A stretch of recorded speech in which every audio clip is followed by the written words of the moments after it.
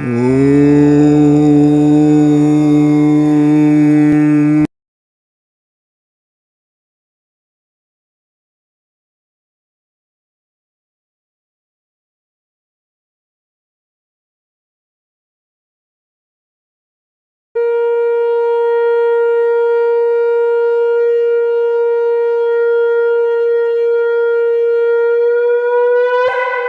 ब्राह्मण का ऐसा आग्रह देखकर उन तपोधन ने कहा, विधाता के लेख को मिटाने का हठ करने से राजा चित्रकेतु को बड़ा ही कष्ट उठाना पड़ा था।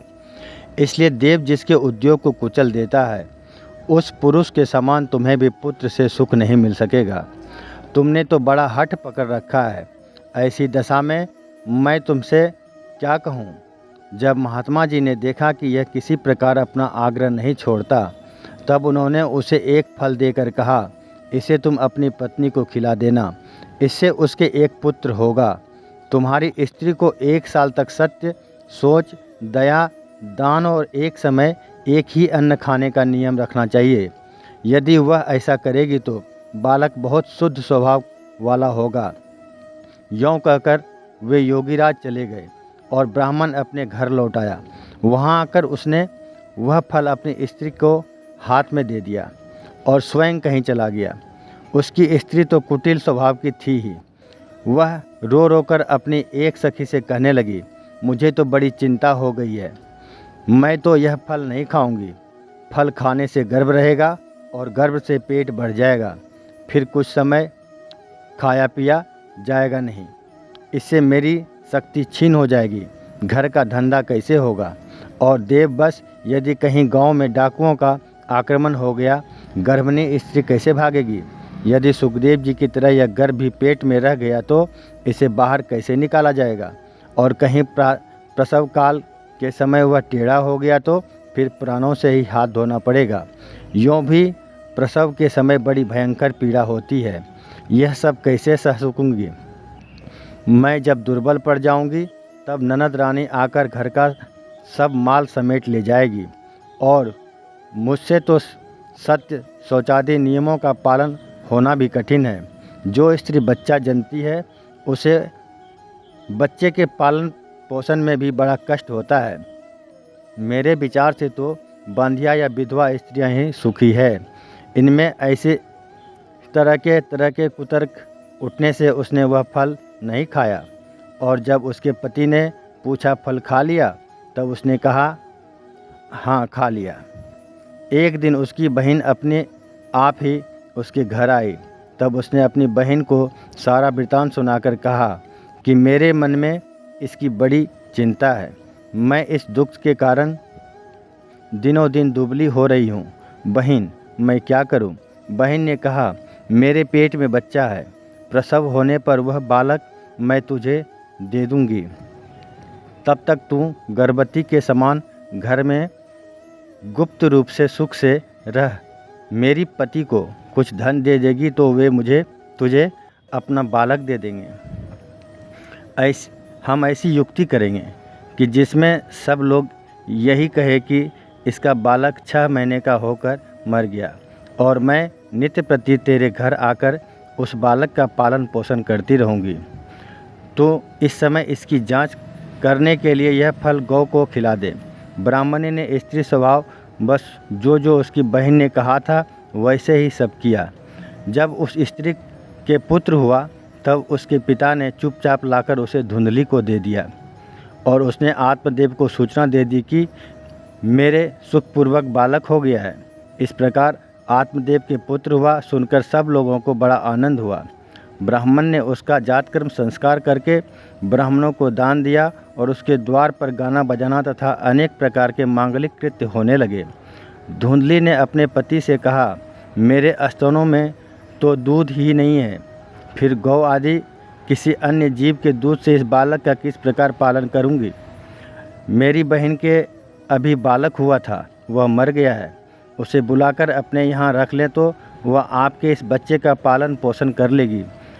तब पुत्र की रक्षा के लिए आत्मदेव ने ऐसा ही किया तथा माता धुंधली ने उस बालक का नाम धुंधकारी रखा। इसके बाद 3 महीने बीतने पर उस गौ के भी एक मनुष्याकार बच्चा हुआ वह सर्वांग सुंदर, दिव्य, निर्मल तथा स्वर्ण की सी कांति वाला था। उसे देखकर ब्राह्मण देवता को बड़ा आनंद हुआ और उसने स्वयं ही उसके सब संस्कार किए। समाचार से और सब लोगों को भी बड़ा आश्चर्य हुआ और वे बालक को देखने के लिए आए तथा आपस में कहने लगे, देखो भाई, अब आत्मदेव का ऐसा भाग्य उदय हुआ है। कैसे आश्चर्य की बात है कि गौ के भी ऐसा दिव्य रूप बालक उत्पन्न हुआ है।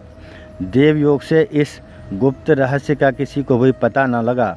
आत्मदेव ने उस बालक के गौ के से कान देखकर उसका नाम गोकर्ण रखा। कुछ काल बीतने पर वे दोनों बालक जवान हो गए। उनमें गोकर्ण तो बड़ा पंडित और ज्ञानी हुआ, किंतु धुंधकारी बड़ा ही दुष्ट निकला। स्नान शौचादि ब्राह्मणोचित आचरणों का उसमें नाम भी न था और न खान पान का ही कोई परहेज था। क्रोध उसमें बहुत बड़ा चढ़ा था।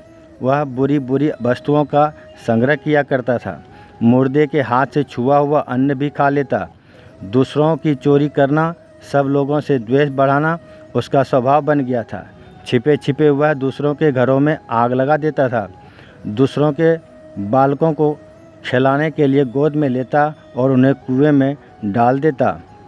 हर समय वह अस्त्र शस्त्र धारण किए रहता और दीन दुखियों को व्यर्थ तंग करता। चंडालों से उसका विशेष प्रेम था। बस हाथ में फंदा लिए कुत्तों की टोली के साथ शिकार की टोह में घूमता रहता। वैश्याओं के जाल में फंसकर उसने अपने पिता की सारी संपत्ति नष्ट कर दी। एक दिन माता पिता को मार पीट कर घर के सब बर्तन भांडे उठा ले गया।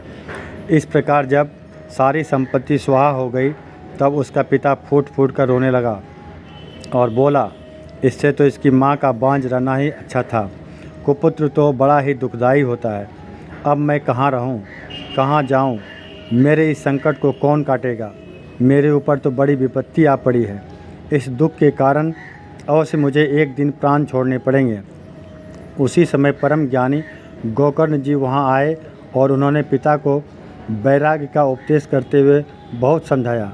वे बोले, पिताजी, यह संसार अत्यंत दुख, रूप और मोह में डालने वाला है। पुत्र किसका, धन किसका, स्नेहवान पुरुष रात दिन दीपक के समान जलता रहता है। सुख ना तो इंद्र को है और ना चक्रवर्ती राजा को। सुख है तो केवल विरक्त एकांत जीवी मुनि को। यह मेरा पुत्र है, इस अज्ञान को छोड़ दीजिए। मोह से नरक की प्राप्ति होती है, इसलिए सब कुछ छोड़कर वन में चले जाइए। गोकर्ण के वचन सुनकर आत्मदेव वन में जाने के लिए तैयार हो गया और उनसे कहने लगा, बेटा, वन में रहकर मुझे क्या करना चाहिए, यह मुझसे विस्तार पूर्वक कहो। मैं बड़ा मूर्ख हूँ। अब तक कर्मवश स्नेह पास में बंधा हुआ अपंग की भांति इस घर रूप अंधेरे कुएं में ही पड़ा रहा हूँ। तुम बड़े दयालु हो, इससे मेरा उद्धार करो। गोकर्ण ने कहा, पिताजी, यह शरीर हड्डी, मांस और रुधिर का पिंड है। इसे आप मैं मानना छोड़ दें और स्त्री पुत्रादि को अपना कभी ना मानें। इस संसार को रात दिन क्षण भंगुर देखें। इसकी किसी भी वस्तु को अस्थायी समझकर उसमें राग ना करें। बस एकमात्र वैराग्य रस के रसिक होकर भगवान की भक्ति में लगे रहें। भागवत भजन से ही सबसे बड़ा धर्म है। निरंतर उसी का आश्रय लिए रहें। अन्य सब प्रकार के लौकिक धर्मों से मुख मोड़ लें। सदा साधुजनों की सेवा करें।